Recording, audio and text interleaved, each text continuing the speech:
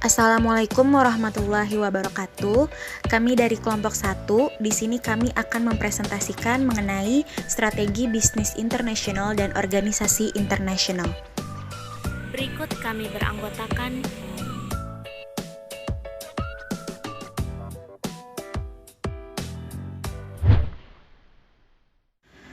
Saya Ita Takiyah di sini akan menjelaskan mengenai strategi bisnis internasional. International business is the study of transaction taking place across national border for the purpose of satisfying the needs of individuals and organization. Dengan demikian, bisnis internasional dapat diartikan sebagai aktivitas yang berupa transaksi bisnis di antara lebih dari dua negara yang melibatkan pihak-pihak individu perorangan, individu perusahaan, ataupun kelompok perusahaan. Sedangkan strategi perusahaan adalah aksi yang dilakukan manajer untuk mencapai tujuan perusahaan. Strategi yang dimiliki oleh perusahaan harus mampu meningkatkan profitability, rate of return, dari modal yang telah diinvestasikan oleh perusahaan. Kemudian profit grow, presentasi peningkatan laba bersih dari waktu ke waktu perusahaan. Selanjutnya ada value creation. Value creation adalah perbedaan antara V, harga dari suatu produk yang dijual oleh perusahaan, dan C, biaya yang dibutuhkan untuk memproduksi produk. Untuk mendapatkan profit, maka perusahaan dapat menambah value atau mengurangi biaya. Value creation di sini ada dua. Yang pertama differentiation strategi dan yang kedua adalah low cost strategi. Yang pertama adalah differentiation strategi, yaitu menambah value pada produk agar customer mampu untuk membayar lebih untuk produk tersebut. Semakin tinggi value yang diberikan, maka akan semakin tinggi harga yang diberikan. Kemudian yang kedua adalah low cost strategi, yaitu dengan mengurangi biaya. Baik, saya Siti Hamidah ingin melanjutkan strategi positioning. Strategi positioning ini adalah kombinasi dari tindakan pemasaran yang digunakan untuk memberikan gambaran konsep positioning kepada pembeli yang ditargetkan. Faktor-faktor strategi positioning dalam penelitian ini adalah atribut produk, harga produk, pemakaian produk, pemakai produk, kelas produk, dan pesaing. Positioning adalah tindakan perusahaan untuk merancang produk dan bauran pemasaran agar dapat tercipta kesan tertentu diingat konsumen, sehingga konsumen memahami dan menghargai apa yang dilakukan perusahaan dalam kaitannya dengan para pesaingnya. Porter menekankan sangat penting bagi manajemen untuk memutuskan di mana perusahaan ingin diposisikan berkaitan dengan nilai dan biaya. Untuk mengkonfigurasikan operasi dengan sesuai, pengelola komponen yang diwakili variabel tersebut secara efisien untuk memastikan perusahaan ini beroperasi di batas yang efisien. Namun, tidak semua posisi di batas efisien yang layak. Ada sebuah prinsip utama dari paradigma strategi dasar. Yang pertama, memilih posisi di perbatasan efisien yang layak, dalam arti bahwa ada cukup permintaan untuk mendukung pilihan itu. Yang kedua, mengkonfigurasikan operasi internal seperti manufacturing, pemasaran logistik, sistem informasi, sumber daya manusia, dan sebagainya, sehingga mereka mendukung posisi itu. Yang ketiga, memastikan bahwa perusahaan memiliki struktur organisasi yang tepat di tempat untuk melaksanakan strateginya. Selanjutnya ada ekspansi global, profitabilitas, dan pertumbuhan laba. Suatu perluasan secara global memungkinkan perusahaan untuk meningkatkan profitabilitas dan tingkat pertumbuhan laba dengan cara yang tidak tersedia untuk perusahaan domestik murni. Perusahaan yang beroperasi secara internasional dapat memiliki satu perluasan pasar untuk penawaran produk domestik mereka dengan menjual produk mereka di pasar internasional. Yang kedua, menyadari ekonomi lokasi dengan mendispersikan penciptaan nilai individu kegiatan ke lokasi di seluruh dunia, di mana mereka dapat dilakukan secara efisien dan efektif. Yang ketiga, menyadari ekonomi biaya yang lebih besar dari efek pengalaman dengan melayani pasar global yang diperluas dari lokasi pusat sehingga mengurangi biaya penciptaan nilai. Yang terakhir, mendapatkan imbal hasil yang lebih besar dengan memanfaatkan keterampilan yang berharga untuk dikembangkan pada operasi negosiasi asing dan mentransfernya kepada entitas lain dalam jaringan global perusahaan operasi. Perkenalkan, nama saya Putri Anggraini. Saya akan menjelaskan efek pengalaman. 1. Kurva pengalaman. Kurva pengalaman mengacu kepada pengurangan sistematis dalam biaya produksi yang telah diamati selama berlangsungnya kehidupan produk. Sejumlah studi telah mengamati bahwa biaya produksi produk telah diturunkan oleh beberapa kuantitas mengenai output ganda setiap waktu yang dijumlahkan. Kedua, efek pembelajaran. Efek pembelajaran ini mengacu kepada penghematan biaya yang berasal dari pembelajaran sambil melakukannya. Misalnya, buruh pelajar melalui pengulangan bagaimana melakukan tugas seperti merakit badan pesawat yang paling efisien. Cara yang paling efisien untuk melakukan tugas-tugas tertentu. Ekonomi skala. Ekonomi skala ini mengacu kepada pengurangan biaya per unit yang dicapai dengan memproduksi sejumlah besar produk. Ekonomi skala ini memiliki sejumlah sumber. Salah satunya adalah kemampuan untuk menyebar biaya tetap volume yang lebih besar. Tekanan biaya dan tekanan untuk tanggapan lokal. 1. Tekanan untuk pengurangan biaya. Tekanan untuk pengurangan biaya dapat sangat intens dalam industri yang memproduksi produk jenis komoditas di mana diferensiasi bermakna pada faktor-faktor non-harga yang sulit, dan harga adalah senjata kompetitif utama. Ini cenderung menjadi kasus untuk produk yang melayani kebutuhan universal. Kedua, tekanan untuk tanggapan lokal. Tekanan untuk tanggapan lokal timbul dari perbedaan nasional dalam selera dan preferensi konsumen, infrastruktur, praktik bisnis yang berlaku, saluran distribusi, dan tuntutan pemerintah asing yang semuanya cenderung meningkat struktur biaya perusahaan. Saya Kokom Komaria akan menjelaskan tentang memilih strategi. Dalam memilih strategi ada 4 macam. 1. Strategi standarisasi global. 2. Strategi lokalisasi. 3. Strategi transnasional. Dan 4. Strategi internasional. Strategi standarisasi global. Perusahaan yang mengejar strategi ini berfokus pada peningkatan profitabilitas dan pertumbuhan laba dengan menuai pengurangan biaya yang berasal dari ekonomi skala, efek pembelajaran, dan ekonomi lokasi, yaitu tujuan strategi mereka adalah mengejar strategi biaya rendah pada skala global. Strategi ini paling masuk akal ketika ada tekanan yang kuat untuk pengurangan biaya dan tuntutan minimal untuk tanggapan lokal. Bahkan kondisi ini berlaku di banyak industri, barang-barang industri yang produknya sering melayani kebutuhan universal. 2. Strategi lokalisasi.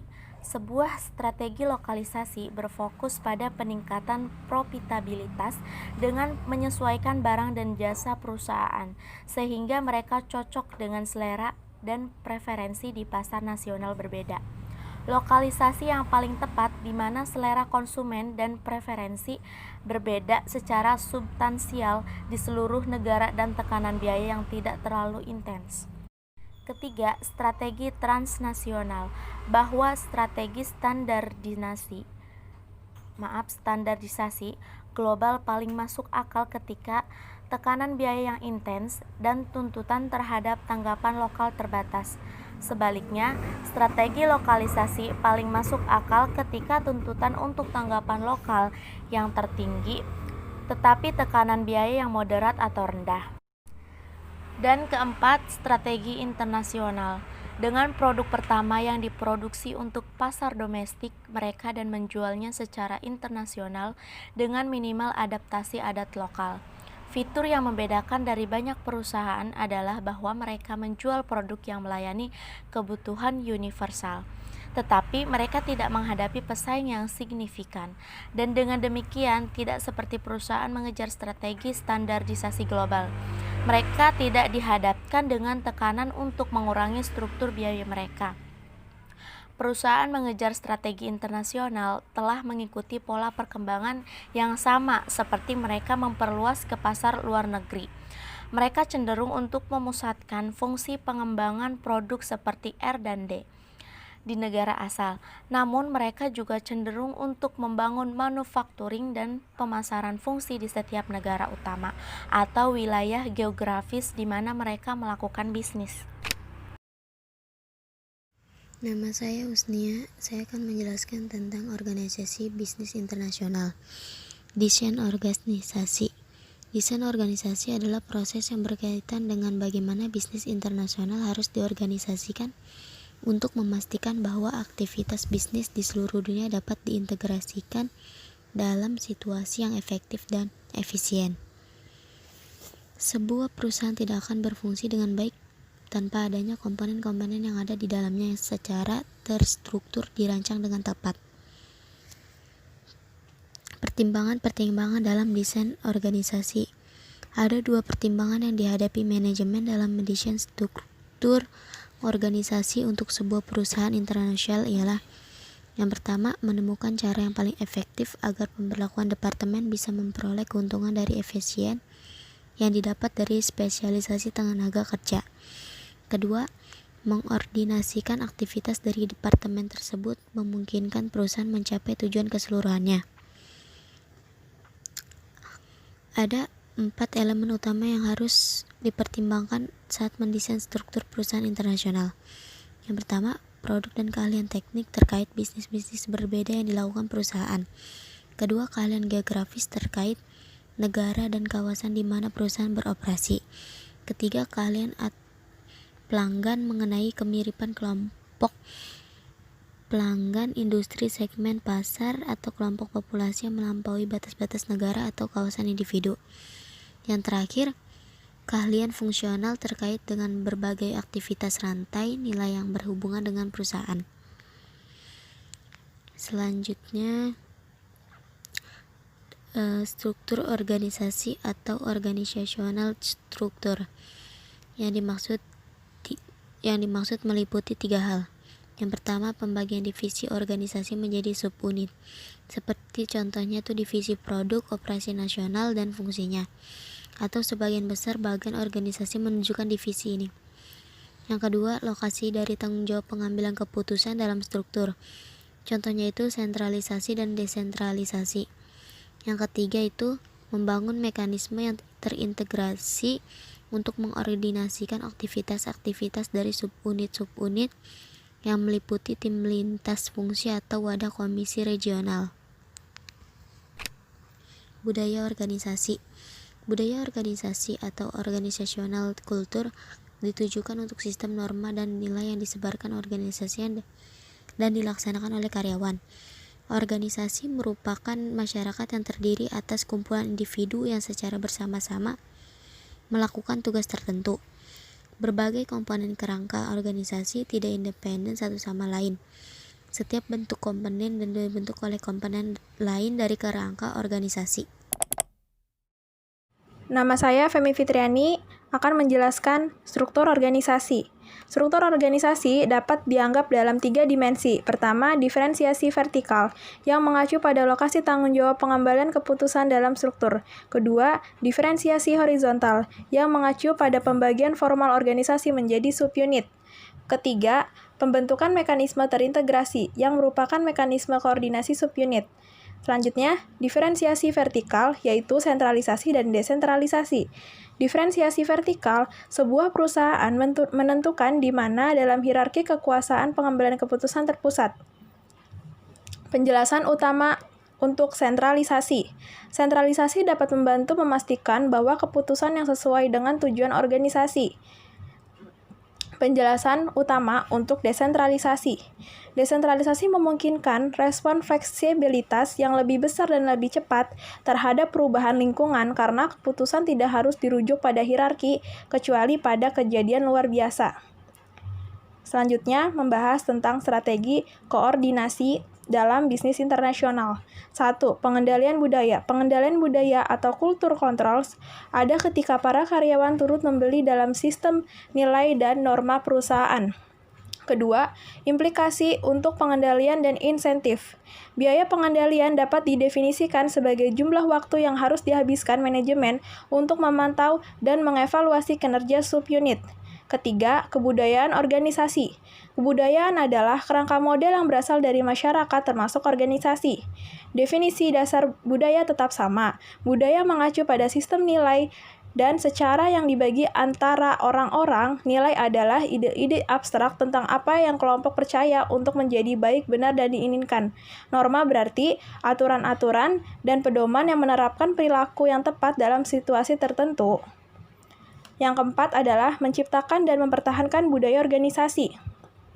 Budaya organisasi berasal dari beberapa sumber. Pertama, tampaknya ada kesepakatan luas bahwa pendiri atau pemimpin penting dapat memiliki dampak besar pada budaya organisasi. Kelima, budaya organisasi kinerja dalam bisnis internasional. Dalam budaya yang kuat, hampir semua manajer berbagai seperangkat nilai dan norma yang relatif sesuai yang memiliki dampak jelas pada cara pekerjaan yang dilakukan. Keenam, strategi lokalisasi. Perusahaan melakukan strategi lokalisasi fokus pada respons lokal. Ketujuh, strategi internasional. Perusahaan yang menerapkan strategi internasional berupaya untuk mendapatkan nilai dengan kompetensi inti dari perusahaan asal untuk anak perusahaan asing. Kedelapan, strategi standarisasi global. Perusahaan yang melakukan standarisasi global dapat realisasi lokasi dan kurva pengalaman ekonomi jika mereka mendiversifikasikan, karena kebanyakan dari mereka perusahaan-perusahaan ini beroperasi dengan struktur divisi produk di seluruh dunia. Kesembilan, strategi transnasional. Perusahaan merupakan strategi internasional yang berfokus pada penetapan yang simultan terhadap lokasi, kurva pengalaman ekonomi, respon lokal, dan pembagian global atau transfer multiarah kompetensi ini atau keterampilan.